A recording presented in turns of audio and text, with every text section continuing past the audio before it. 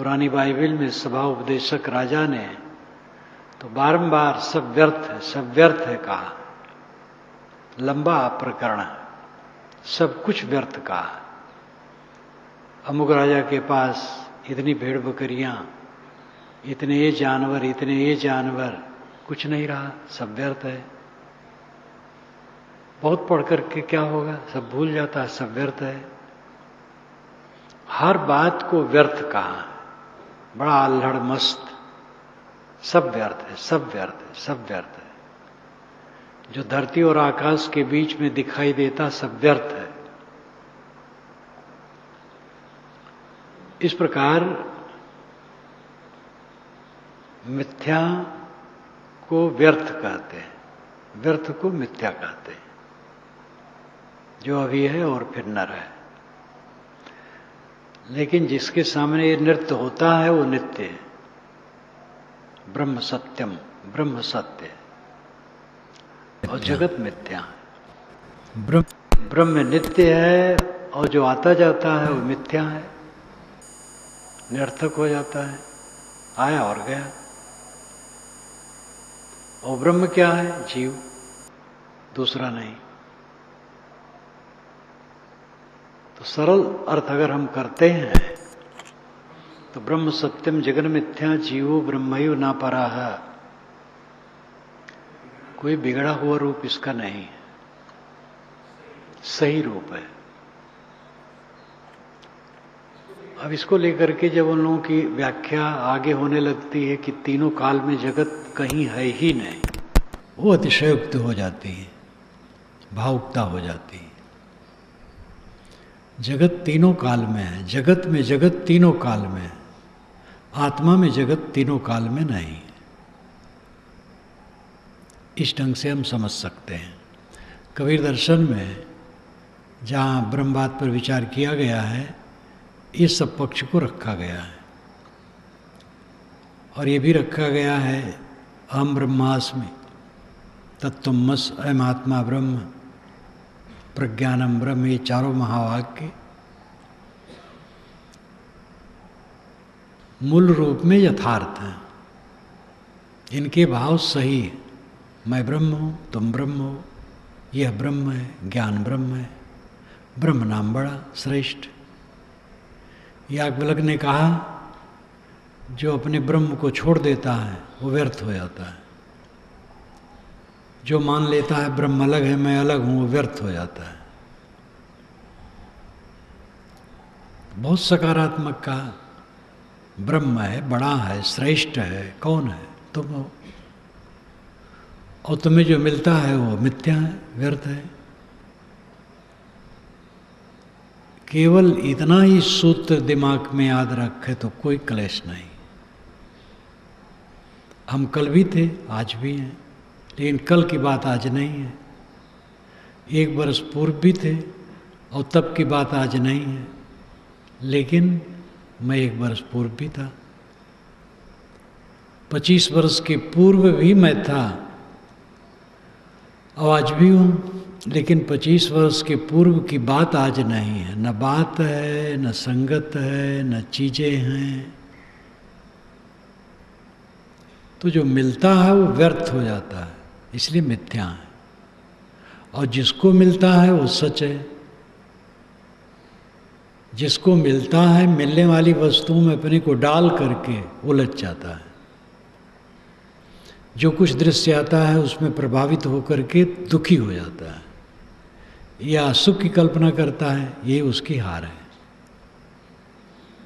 अपनी सत्यता को निरंतर देखे और उसमें स्थित रहे, यही साधक की साधना है। दुखी क्यों? कल किसी ने कुछ कह दिया था तो बीत गया, 24 घंटे हो गए। 10 बरस किसी ने कुछ कह दिया था तो बहुत दूर हो गया। उसे शिक्षा लो, सावधानी लो। तुम निरपराध हो कह दिया था, उसकी समझ स्वीकार लो, सुधारो। सुधरे हो, ठीक रहो, शांत रहो, क्या परेशानी। कुल अपने ऊपर निर्भर करता है। जो अपने को ठीक कर लेता है उसे कोई परेशानी नहीं, और जो अपने को ठीक नहीं कर पाता है उसकी पूजा रात दिन हो कभी सुखी नहीं होगा, बड़ा सत्कार हो, बड़ी चीज़ें हों, कभी सुखी नहीं होगा। इसलिए अपने आप को संभालने की आवश्यकता है। हम अपने को संभाल लेते हैं अगर, तो ये चिंता नहीं करना है कि हमें कोई क्या कहा, हमें क्या मिला, क्या बिछुड़ गया, क्या खो गया। तो सब जगत है, मिथ्या है, रहेगा ही नहीं, ये भी न रहेगा। एक सज्जन थे, कई वर्षों के बाद उनके यहाँ उनका मित्र आया, तो घर देख करके पता लग जाता है क्या स्थिति है। गरीबी बहुत हो गई थी उनके घर में। उन्होंने कहा कि ये सब क्या हो गया आपका? उन्होंने कहा ये भी न रहेगा, मैंने पहरुए रख दिए हैं चारों तरफ, दुख घुसने न पाए। कौन पहरुए? पहरेदार। तो चारों तरफ उन्होंने नज़र दौड़ाई तो देखा यही लिखा था, ये भी न रहेगा। धनाढ्यता न रही, दरिद्रता भी नहीं रहेगी, संयोग न रहा, वियोग भी न रहेगा, मृत्यु भी साथ नहीं देती है। एक सज्जन ने हंस करके मुझे कहा था, कब हृदय थे, कहे महाराज क्या बताऊं मैं, किसका साथ है? मृत्यु भी साथ नहीं देती है, मृत्यु मार करके चली जाती है। तो जहां कुछ भी साथ नहीं है, किस लिए दुखी? केवल दो बात की याद रखना चाहिए, ब्रह्म सत्यम जगन मिथ्या। ब्रह्म सत्य हो, जगन मिथ्या। ब्रह्म कौन है? जीवो ब्रह्मयो न परा, जीव ब्रह्म ही है, दूसरा नहीं। तो ये जीव, ये सत्ता, ये चेतन, यही ब्रह्म है और ये नित्य है। और जो मिलता है वो मिथ्या है, संयोग होता है वो मिथ्या है, अभी है अभी नहीं। ये दृष्टि बनाए रखना सबसे बड़ी वीरता है। ये दृष्टि बन नहीं पाती है, इसलिए ज्ञान होने पर भी साधक दुखी रहता है, जानता है लेकिन दुख बना रहता है। दृष्टि बनाने के लिए अभ्यास की जरूरत होती है, लगातार अभ्यास। इस संसार में कोई सुखी हो सकता अपने को ठीक करके, दूसरे को ठीक करके नहीं, दूसरे की शिकायत करके नहीं, दूसरे से लड़ करके नहीं। विवेकवान कभी नहीं लड़ता है। एक संत से एक ने कहा, कपटी कहीं का। उन्होंने कहा 30 वर्ष हो गए मुझे साधु हुए, आपने पहचाना? काया का पट धारण किया हूं, कपट क्यों नहीं? साधक उसकी बुराई करने वाले पर आक्षेप नहीं करेगा, अपने को देखेगा। साधना का रास्ता ही विनम्रता का है, सह लेने का है, क्षमा करने का है, गम खाने का है।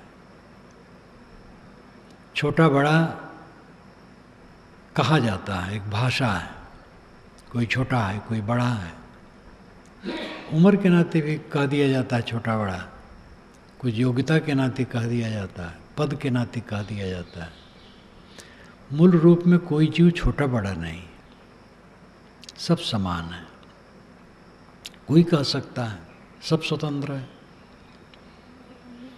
तो इसलिए उसको लेकर के अपने चित्त में अमर्ष नहीं होना चाहिए, अपने को संभालना चाहिए। जगन मिथ्या, जो मिलता है मिथ्या है, व्यर्थ है, और मैं सत्य हूं।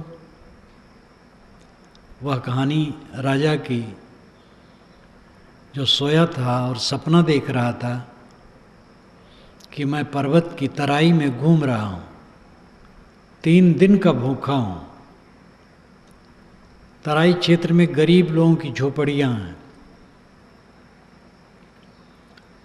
और उसमें मैं भिक्षाटन के लिए गया हूं। तो एक एक चुटकी चावल दाल लोग देते हैं, गरीब लोग हैं। ये विशेषता होती है कि भिक्षु को लोग देते हैं, चाहे गरीब भी हों भी देते हैं। तो ले करके वो एक मिट्टी के पात्र में 3 पत्थर रख दिया, उस चूल्हा बना करके उसके ऊपर रख दिया, पानी डालकर ईंधन जलाया, खिचड़ी पकी। केला का पत्ता लाया, खिचड़ी ढाल दिया। उसी समय 2 भैंसे लड़ते लड़ते उधर से आ रहे थे। राजा भयभीत हो गया।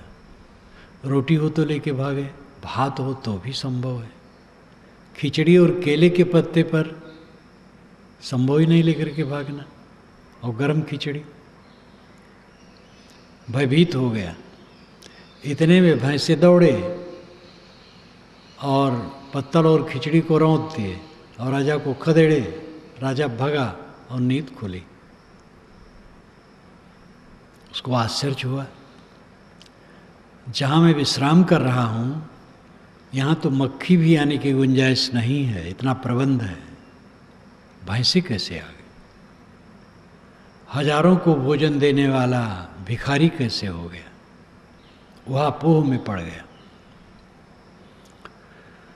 स्नान किया, पास में एक संत रहते थे, उनके यहाँ गया, कुल बताया। कहा महाराज वो सत की ये सत।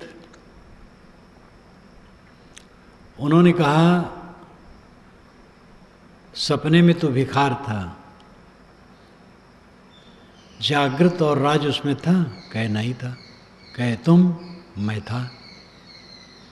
अब राज्य में हो, जागृत में हो, अब सपना नहीं है और भिखारपन नहीं है, और तुम? मैं हूं। तो दोनों झूठ, राज भी झूठ और भिखारपन भी झूठ, जागृत भी झूठ और सपना भी झूठ, और तू सच। तो दृष्टा सदैव सच रहता है। इस जीवन में सच है, हम देखते हैं। जब से होश में आए हैं तब से अनुभव है कि मैं हूं। मुझे तो ये नहीं याद है कि क्या उम्र रही होगी, लेकिन अंदाज लगता है 4-5 की रही होगी। भूत प्रेत घर में बता देते हैं, तो ज़्यादा बच्चों को दिमाग में वो जम जाता है। घर के पश्चिम 1-2 घर था, गली थी, उधर खेत गया। शौच सब खेत में ही जाते हैं, अब तो कुछ बनाने भी लगे हैं। तो कोई लड़का होगा, वो दाएं से बाएं हाथ की तरफ चल रहा था, सीधा नहीं चल रहा था, और चलने में उसकी मनमौजी रही होगी। और तरुण करीब था, 15-16 का था, जरा दूर था। मैं भयभीत हो गया कि ये प्रेत होगा, ऐसा और कौन चलेगा, और भगा, घर में आ गए। ये बात याद आती है। ये 4-5 वर्ष की उम्र रही होगी, इतनी पुरानी बात याद आती है। तब मैं था, वही मैं हूं जो आज हूं। इसी ढंग से समझ लीजिए, इस शरीर के पूर्व भी मैं था, न होता तो आता कहां से, और है तो जाएगा कहां? जो सच है वो झूठ नहीं होता, और झूठ है वो सच नहीं होता है। असत्ता सत्ता में नहीं आती है, सत्ता असत्ता में नहीं जाती है। सच सच है। मेरा अपना होना पूरा जीवन साफ है। पूरा जीवन मैं अपने को देखता हूं कि मैं हूं,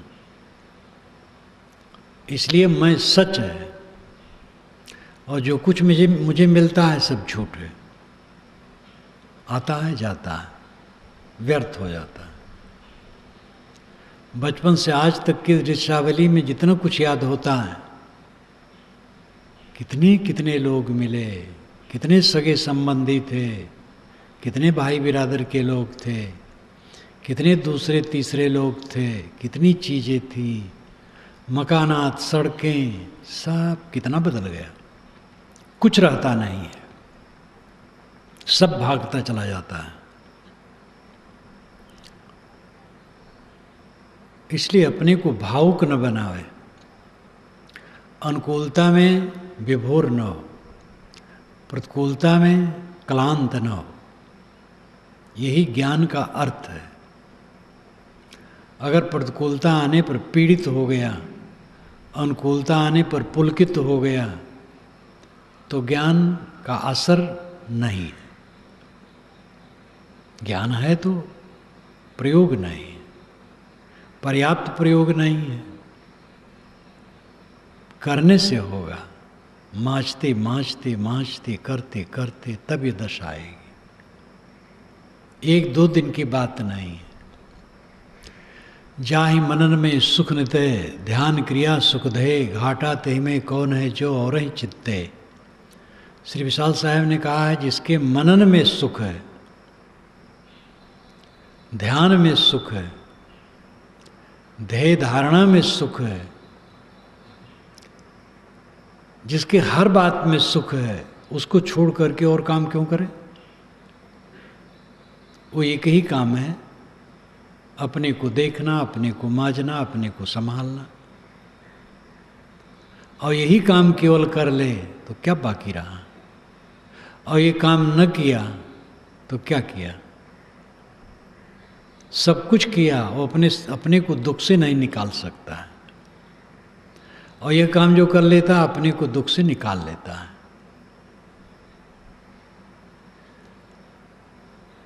यहाँ पर वेदांतियों का ये वचन मुझे याद आया,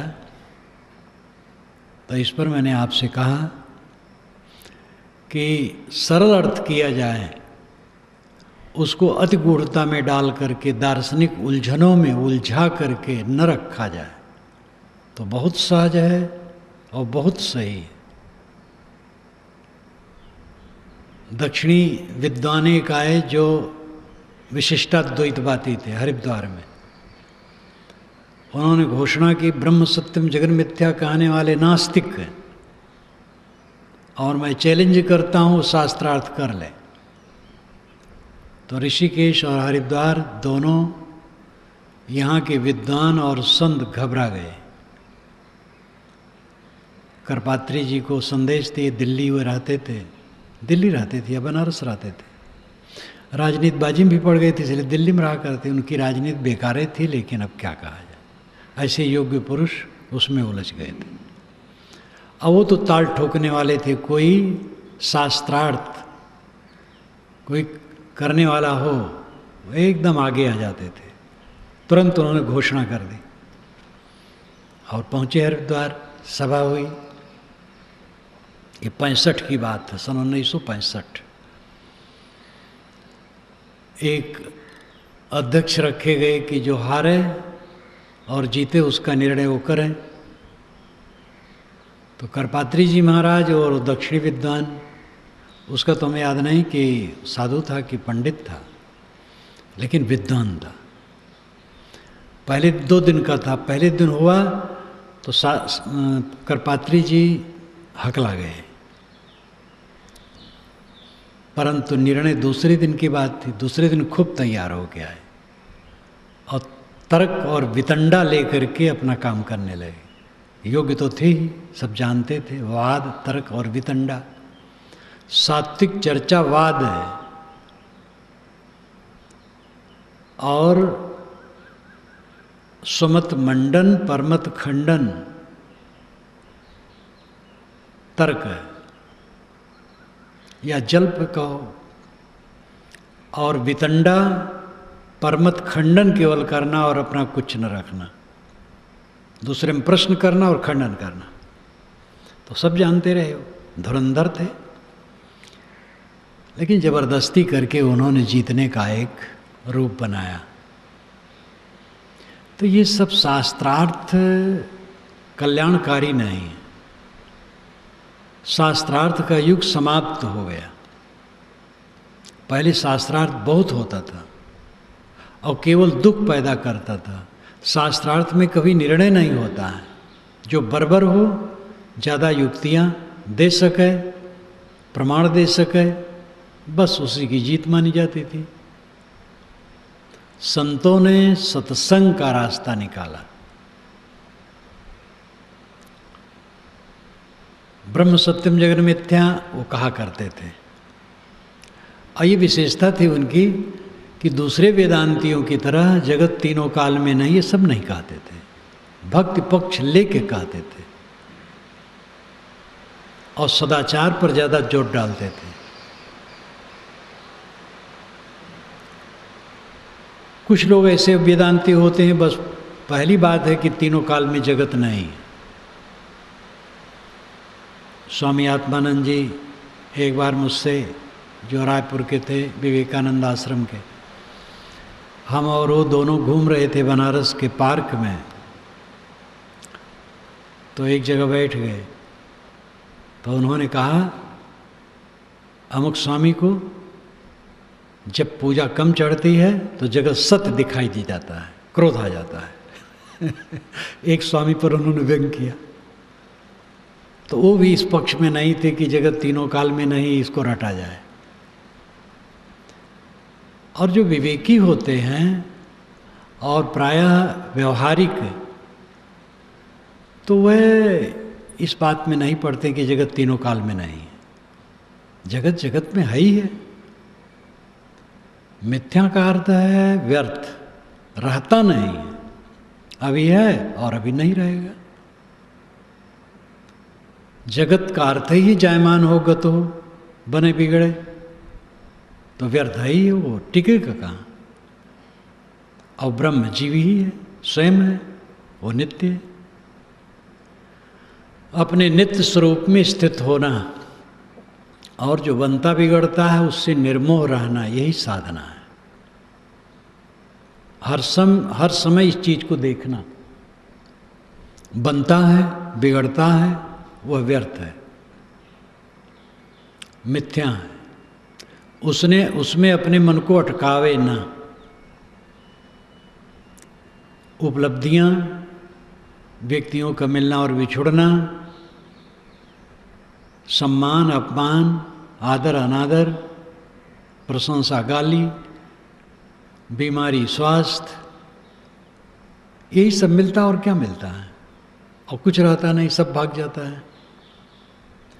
इन बातों में जो अपने मन को अटकाएगा वो शांति नहीं पाएगा। जो इन्हें मिथ्या समझता रहेगा, व्यर्थ समझता रहेगा, आगमपाई, वह अपने आप में ठहर सकेगा। इसलिए ब्रह्म सत्यम जगन मिथ्या, जीवो ब्रह्मैव न पराः, विवेक पूर्वक इसको समझा जाए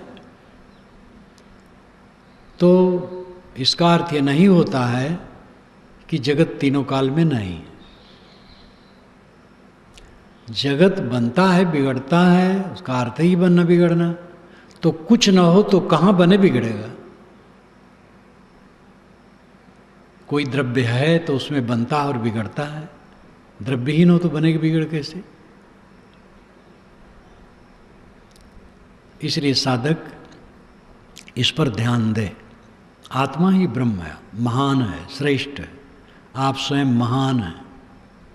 जो आपको मिलता हो रहने वाला नहीं, इसलिए उसमें अपने मन को उलझा करके दुखी सुखी न हो, अपने आप में केंद्रित हो।